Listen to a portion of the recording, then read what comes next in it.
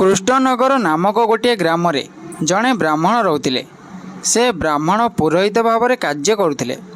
एकदा से जेजेमान घर परिदर्शन करने पर घर को फेरुवा समय रास्तार जड़े साग बिकाली महिला को बसी साग बिक्री कर देखिले। ता पाखरे भारी भीड़ लगी थाए। पंडित महाशय प्रतिदिन सही मार्ग रे जीवा आसिबा करती एवं सेठारे सही साग बिकाली महिला को मध्य देखती। एकदा से निज परिचित व्यक्ति को सही महिला ठारू साग किणुथिबार देखि पंडित महाशय मध्य सेठाको गले। सेठारे से देखिले जे सही महिला पाखरे केवल गोटिए पत्थर अछि जहाको से बटगरा भली व्यवहार करुथिले। किंतु आश्चर्यर कथा यह थिला कि जीए जेते भी ओजनर साग कि परिबा नेउ महिला जनक सही गोटिए पत्थर बटगरा रूप में व्यवहार करुथिले। पंडित महाशय बहुत आश्चर्य होई निजर परिचित व्यक्ति को पचारिले, आपण माने किपरि एही पत्थर को बटकरारे ओजन करने को सही साग बिकाली को अनुमति देउचंती? एथिरे सठिक ओजन हेउथिबो तो? पंडित महाशय को कथा सुनी व्यक्ति जनक कहिले, पंडित महाशय सतरे यह अत्यंत आश्चर्यजनक विषय। आमे अनेक थर एठारू सामग्री नहीं अन्य स्थान रे ओजन करी परीक्षा करी देखिचु जे एही ओजन संपूर्ण सठिक बोली जना पड़िछि। तेणु आपण निश्चिंत भाव में एठारू जिनिष निसंकोचरे किनि नहीं पारिबे। पंडित महाशय किछि समय पर भाविले एवं तापर सही साग बिकाली महिला को पचारिले, झियो तुमे मते एही पत्थरटी देव कि? यह शुणी महिला जनक कहिला, ना बाबू मु आपण को एही पत्थर देई परिबि नाही। बहुत कष्टरे मु यहाकू पाइछि। जदि मोर बटकरा न नहीं मो घर को जाए तेबे मो माँ एवं भाई मते मारिबे। आज को 2-3 वर्ष तले मोर बटकरा सब हजिगला। मु जेतेबेले घर को गली मोर बड़ भाई मते मारिले एवं मु कांदी कांदी घाट को चलीगली। घाट उपरे बसी मने मने भगवान को डाकिबा को लागिली। ठीक सेतिकी बेले एही पत्थर मो पाद पाखरे आसी पड़िला। मु यहाकू उठाई भगवान को कहली, प्रभु सामग्री को ओजन किपरि करा जाए ताहा मते जणा नाही, दयाकरी मते साहाय्य करंतु। मु यहाकू रखिबी और समस्त ओजन ଏହା द्वारा करिबी। एबे सब आपणकर हातरे। सेबेठारू मते बटकरा रखिबार कौनसी आवश्यकता होई नाही। एथिरे ही आपे आपे सबकिछि होई जाए। तेणु मु किपरि एही पत्थर को आपण को देबी? साग बिकाली पाखरु एही कथा सुनी पंडित कहिले, तुमे जेते टंका कहबो मु तुमको देबी। साग बिकाली कहिला, महाशय मते आपण कण बृंदावन जीवापाई जेते टंका खर्च हेबो सेतिकी देई परिबे कि? समस्ते बृंदावन जाइछंती किंतु मु जाई पारली नाही। यह शुणी पंडित पचारिले, बृंदावन जीवापाई तुमको केते टंका दरकार हेबो? यह शुणी साग बिकालीटी कहिला, संपूर्ण 300 टंका दरकार। ब्राह्मण कहिले, ठीक अछि झियो, किंतु तुमे मते कुह तुमे एही पत्थर को केउठारे रखुच? से उत्तर देला, बाबा मु यहाकू एही टोकेई रे रखुची, आउ केउठारे रखिबी? यह परे पंडित घर को निश्चिंत होई फेरिले। यह देखि तांको पत्नी स्वामी को पचारिले, स्वामी तुमे काहेकि दुखरे बसिच? आज एते विलंब केमिति हेला? यह परे ब्राह्मण कहिले, मोते 300 टंका दरकार किंतु मो पाखरे नाही। यह मो पाई अत्यंत जरूरी, तेणु मु दुखित अछि। यह शुणी ब्राह्मण पत्नी कहिले, एथिरे कौन अछि? तुमे ही मो पाई अलंकार तैयारी करिछ। जदि विशेष आवश्यकता अछि तेबे सही अलंकार सब बिक्री करदेई निजर काम करदियो। गहणार कौन अछि? जदि हेबार थिबो पुणी होइजिवो। यह कही से निज अलंकार बाहर करी स्वामी को देदेले। ब्राह्मण अलंकार विक्रय करी टंका संग्रह कले एवं परदिन सकाळे सही साग बिकाली निकट को जाई टंका देले एवं प्रतिबदल रे पत्थर नहीं आसिले। तापरे गंगा नदी को जाई पत्थरटी को भलरे स्नान कराइबा परे से घर को फेरिथिले। एही भितरे गोटिए छोट बालक जाई ब्राह्मण को घरे तांको पत्नी को कहिला, ठाकुर तुम घर को आसुचंती, घर को ठीक ठाक रे सफा कर। सरल हृदय ब्राह्मणी घर को सफा करी सेठारे खटुली बसाई पूजा सामग्री सबू सजाई देला। जेतेबेले ब्राह्मण घर को आसिले से आश्चर्य होइगले ओ पत्नी को यह विषय रे पचारिबा जहाँ उत्तर पाइले ताहा शुणी ଆହୁରି ଆଶ୍ଚର୍ଯ୍ୟ ହୋଇଗଲେ ଯେ ଗୋଟିଏ ଛୋଟ ପିଲା ଆସି ଏମିତି କରିବା ପାଇଁ କହିଛି। ପଣ୍ଡିତ ସେହି ଶିଳାକୁ ସିଂହାସନରେ ବସାଇ ତାଙ୍କୁ ପୂଜା କଲେ। ତାପରେ ତାଙ୍କୁ ନିଜ ପୂଜା ଘରର ଉପର ଥାକରେ ବସାଇ ଦେଲେ। ସେହିଦିନ ରାତିରେ ଭଗବାନ ତାଙ୍କ ସ୍ୱପ୍ନରେ ଆସି କହିଲେ, ତୁମେ ମୋତେ ଶୀଘ୍ର ଫେରାଇ ଦିଅ, ନଚେତ୍ ଏହା ତୁମ ପାଇଁ ଭଲ ହେବ ନାହିଁ, ତୁମର ବହୁତ କ୍ଷତି ହେବ। ବ୍ରାହ୍ମଣ କହିଲେ, ଯାହା ବି ହେଉ ମୁଁ ଏହାକୁ ଫେରାଇବି ନାହିଁ। ବ୍ରାହ୍ମଣ ଘରେ ଯାହା କିଛି ପତ୍ର ଓ ଫୁଲ ପାଇଲେ ସେଥିରେ ଶିଳାକୁ ପୂଜା କଲେ।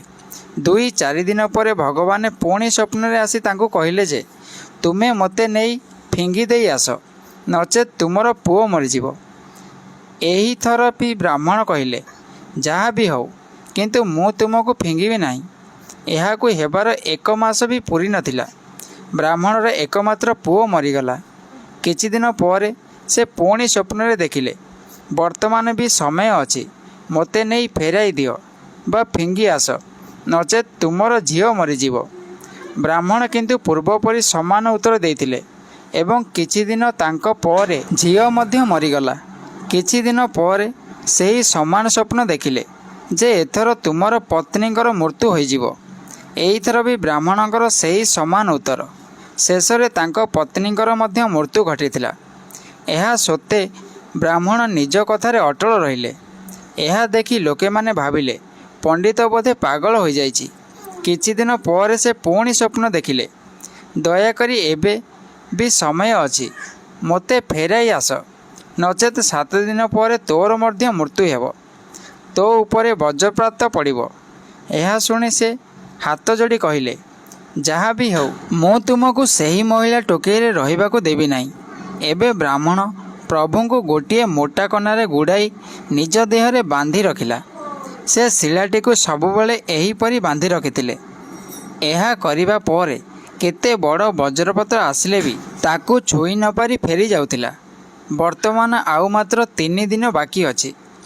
ବ୍ରାହ୍ମଣ ଗଙ୍ଗା ଘାଟରେ ସନ୍ଧ୍ୟା ପୂଜା କରୁଥିଲେ।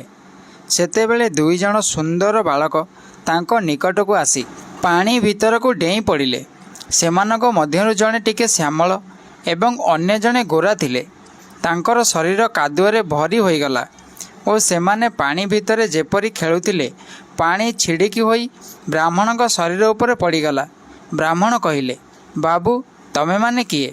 ଏହିପରି ପାଣି ଭିତରେ ଏତେ ଜୋରରେ ଖେଳୁଛ କାହିଁକି? ଦେଖ ମୋ ଉପରେ କେତେ ପାଣି ପଡ଼ୁଛି ଏବଂ କେବଳ ସେତିକି ନୁହେଁ, ମୋ ଭଗବାନଙ୍କ ଉପରେ ମଧ୍ୟ ପଡ଼ିଲା। ତୁମେମାନେ ଦେଖୁନାହ କି ମୁଁ ପୂଜା କରୁଥିଲି?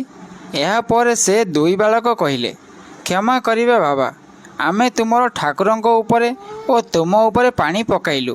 ପଣ୍ଡିତ କହିଲେ, ଆରେ ନାହିଁ ପିଲାମାନେ, ମୁଁ କ୍ରୋଧ କରୁନାହିଁ। ମୋତେ କୁହ, ତୁମେମାନେ କାହାର ପୁଅ? ମୁଁ ଏତେ ସୁନ୍ଦର ଚେହେରା କେବେ ଦେଖିନାହିଁ। ତୁମେମାନେ କେଉଁଠାରେ ରୁହ? ତୁମ ମାଆଙ୍କର କଥା ଅମୃତ ଭଳି ମିଠା। ଏହା ଶୁଣି ପିଲାମାନେ ଟିକେ ହସିଲେ ଓ କହିଲେ, ବାବା ଆମେ ଏହି ପାଖରେ ରହୁଛୁ। ପଣ୍ଡିତ କହିଲେ, ବାବୁ ମୁଁ କ'ଣ କେବେ ଇଚ୍ଛା ହେଲେ ତୁମକୁ ଦେଖିପାରିବି କି? ପିଲାମାନେ କହିଲେ, କାହିଁକି ନୁହେଁ ବାବା, ତୁମେ ଡାକିବା ମାତ୍ରେ ଆମେ ଆସିଯିବୁ। ଏହା ଶୁଣି ପଣ୍ଡିତ ସେମାନଙ୍କ ନାମ ପଚାରିଲେ। ସେମାନେ କହିଲେ, ଆମର କୌଣସି ନାମ ନାହିଁ ଏବଂ ଆମକୁ ଯିଏ ଯେଉଁ ବି ନାମରେ ଡାକନ୍ତି ଆମର ସେହି ନାମ ହୋଇଯାଏ। ଆମେ ତଥାପି ଆପଣଙ୍କୁ ଗୋଟିଏ ମୁରଲି ଦେଉଛୁ। ଏହା କହି ଶ୍ୟାମଳ ବାଳକ ଗୋଟିଏ ମୁରଲି ପଣ୍ଡିତଙ୍କୁ ଦେଲେ ଓ କହିଲେ, ଆପଣ ଯେତେବେଳେ ବି ଏହାକୁ ବଜାଇବେ ଆମେ ଆସିଯିବୁ।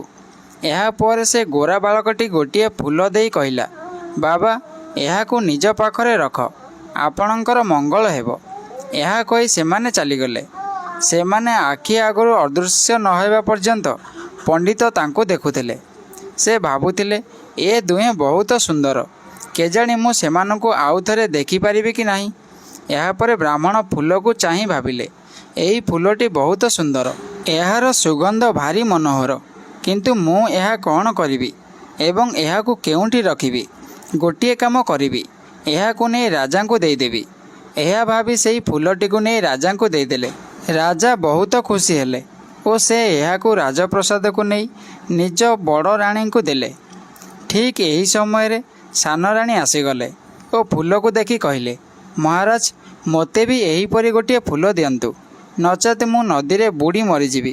ରାଜା କିଛି ଉପାୟ ନ ପାଇ ଦରବାରକୁ ଆସି ସେହି ପଣ୍ଡିତକୁ ଖୋଜି ଆଣିବା ପାଇଁ ନିଜ ସୈନିକମାନଙ୍କୁ ପଠାଇଲେ। ସୈନିକମାନେ ଯାଇ ଖୋଜୁ ଖୋଜୁ ଗୋଟିଏ ଗଛ ମୂଳରେ ପଣ୍ଡିତଙ୍କୁ ବସିଥିବାର ଦେଖିଲେ। ସେ ନିଜ ମୁଣ୍ଡରେ ଶିଳାଟିକୁ ବାନ୍ଧିଥିଲେ। ସେମାନେ ତାଙ୍କୁ ରାଜାଙ୍କର ନିକଟକୁ ଆଣିଲେ।